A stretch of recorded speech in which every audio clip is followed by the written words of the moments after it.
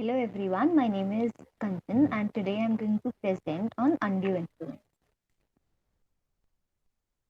तो फर्स्टली हमें ये समझने की ज़रूरत है कि undue influence होता कब है। तो undue influence occurs जब एक individual is able to persuade others decision on the basis of their personal relationship with the other person। और ये कैसे पॉसिबल होता है? अगर एक पार्टी के पास सबसे पहले पोजीशन है कि वो दूसरे इंसान को डोमिनेट कर सके।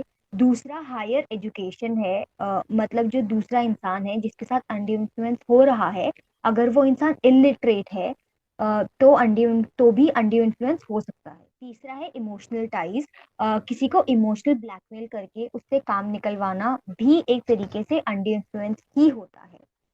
तो अब इसमें हमारा लॉ क्या डिफाइन करता है? Section 16 of Indian contract act 1872 ने ये बोला है कि अनड्यू इन्फ्लुएंस तब होता है जब एक पार्टी दूसरे पार्टी को डोमिनेट करने की पोजीशन में होती है। अब ये तब भी हो सकता है जब एक कॉन्ट्रैक्ट बन रहा है और उसमें से एक पार्टी अनसाउंड माइंड की है, मतलब उनका दिमाग ऐसा नहीं है कि वो किसी कॉन्ट्रैक्ट में आ सकते हैं।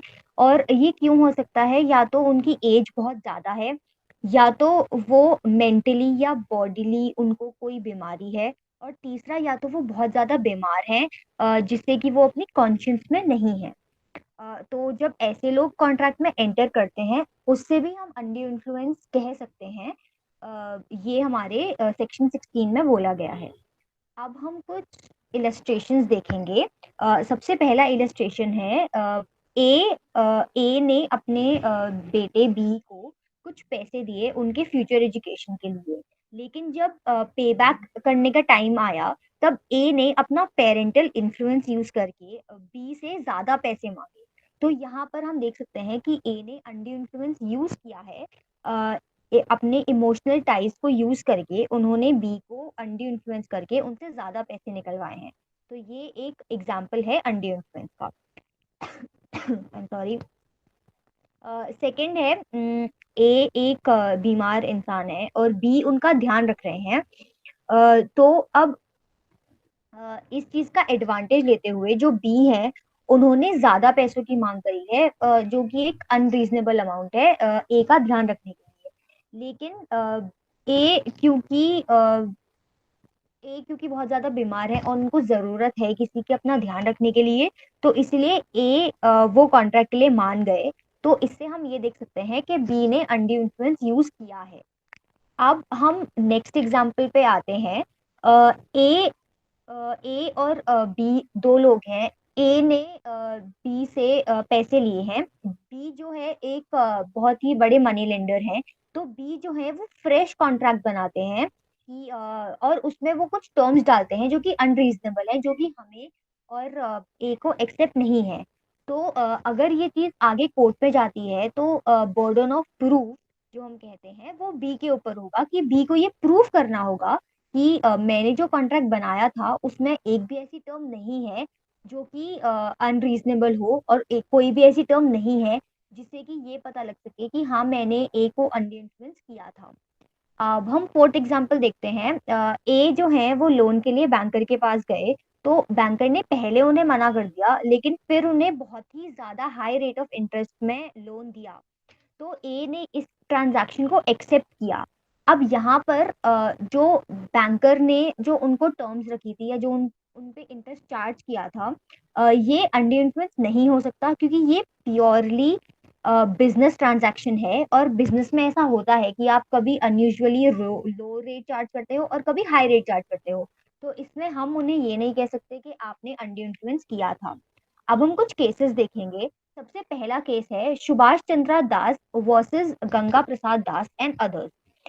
इसमें फैक्ट्स ये हैं कि जो प्लेंटिफ थे सुभाष चंद्र दास जी, उन्होंने ये क्लेम किया था कि उनके फादर की जो कागजात बने थे जायदाद के, उन्होंने पूरी की पूरी प्रॉपर्टी डिफेंडेंट को दे दी थी जो कि प्लेंटिफ के नेफ्यू हैं।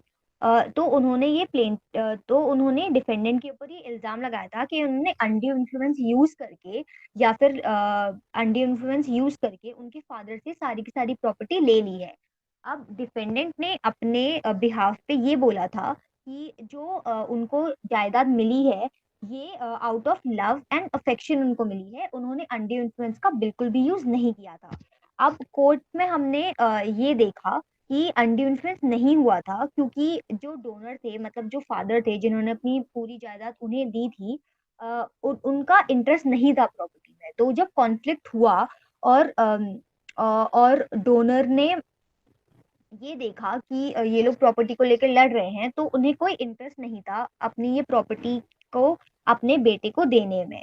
तो इससे हमने ये भी देखा कि डोनर जो थे वो फुली कॉन्शियस थे, और उनका कंसेंट, जो कि बहुत ज्यादा इम्पोर्टेंट है, वो भी था। अब हम नेक्स्ट केस देखेंगे, जो कि है अंडा लला ल ममाल वर्सेस राजेश्वरी एंड अदर्स। ये केस डिसाइड हुआ था 1984 में।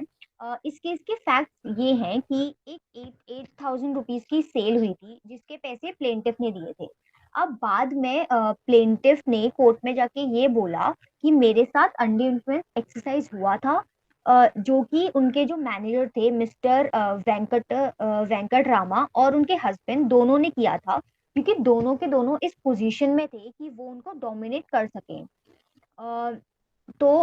और उनको डोमिनेट कर सकें, और उन्होंने इस चीज का भी एडवांटेज लिया कि वो इलिटरेट हैं, और उनको थ्रेटन किया गया कि उनको उनकी जॉब से निकाल दिया जाएगा अगर उन्होंने ये पैसे नहीं भरे तो। और कोर्ट में ये चीज अपील हुई थी, और कोर्ट में हमने ये देखा था कि कैसे इन्होंने अंडर इन्फ्लुएंस का यूज करके प्लेंटिफ से पैसे निकलवाए थे। अब हमने अंडर इन्फ्लुएंस के बारे में बात करी और उनके केसेस के बारे में बात करी। अब हम इस बारे में बात करेंगे कि हम इस चीज को अवॉइड कैसे कर सकते हैं। सबसे पहले हमें ये समझने की जरूरत है कि जो सारे इन्फ्लुएंसेस होते हैं, सारे के सारे अनड्यू नहीं होते हैं। कुछ कुछ इन्फ्लुएंसेस गुड फेथ में होते हैं। मतलब ए और बी ए ने अगर बी में अंडर इन्फ्लुएंस एक्सरसाइज किया है, तो हो सकता है कि ए ने बी में गुड फेथ के चलते या अच्छी नीयत के चलते अंडर इन्फ्लुएंस एक्सरसाइज किया हो। और कई बार हम ये प्रूव भी नहीं कर पाते हैं कि जो इन्फ्लुएंस यूज हुआ था वो अनड्यू था भी या नहीं। सेकंड है कि अगर आप चाहते हैं कि आपके साथ कभी अंडर इन्फ्लुएंस ना हो, तो अपनी कन्वीनियंस के हिसाब से और एविडेंस के लिए आपको सब कुछ एक डॉक्यूमेंट प्रूफ में रखना चाहिए। अगर आपने किसी के साथ कोई कॉन्ट्रैक्ट बनाया है और वो वर्बल भी है, तब भी आपको वो चीज डॉक्यूमेंट में बना के उनके सिग्नेचर्स लेने चाहिए, ताकि आगे चल के आपको कोई अंडर इन्फ्लुएंस ना एक्सरसाइज कर पाए और आप सही सलामत रहें। थर्ड पॉइंट है, अगर आपको कभी किसी ने थ्रेटन किया है या आपके साथ कभी अंडर इन्फ्लुएंस हुआ है, तो आगे बढ़ के अपने फैमिली या फ्रेंड्स से बात करिए, या उन लोगों से बात करिए जिनको आप ट्रस्ट करते हैं और जिनको आपको लगता है कि वो आपकी हेल्प करेंगे। और फोर्थ पॉइंट है, आपके साथ अगर अंडर इन्फ्लुएंस हो रहा है, तो आपको किसी लॉयर से बात करनी चाहिए before it's too late and you can not take any further steps. तो अब हम कंक्लूजन देखेंगे। सॉरी, अब हम कंक्लूजन देखेंगे। कंक्लूजन में हमने ये देखा कि अंडर इन्फ्लुएंस क्या होता है, उसके हमने केसेस देखे, और हम अंडर इन्फ्लुएंस को किससे कैसे बच सकते हैं वो देखा। अब कंक्लूजन में कंसेंट, जो मैंने बहुत बार बोला है, वो section 13 of Indian contract act 1872 में डिफाइन हुआ है। उसमें ये कहा गया है कि एक इंसान को फुली साउंड माइंड का होना चाहिए, मतलब उनकी एज जो है वो 18 से ऊपर होनी चाहिए, और वो इस दिमागी हालत में होने चाहिए कि वो एक कॉन्ट्रैक्ट में या फिर एक डीड में आ पाए। सेकंड है अंडर इन्फ्लुएंस में ये क्लियरली मेंशन्ड है कि कंसेंट होना चाहिए, बिना कंसेंट के वो चीज अंडर इन्फ्लुएंस ही मानी जाएगी। थर्ड पॉइंट है कि कोई भी इन्फ्लुएंस अगर एक्सरसाइज होता है, तो जो कॉन्ट्रैक्ट्स हैं वो वॉइडेबल हो जाएंगे।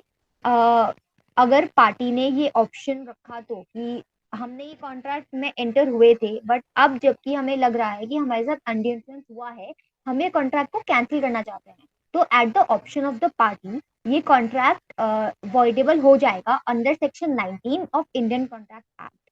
So with this, I would like to conclude my presentation. Thank you.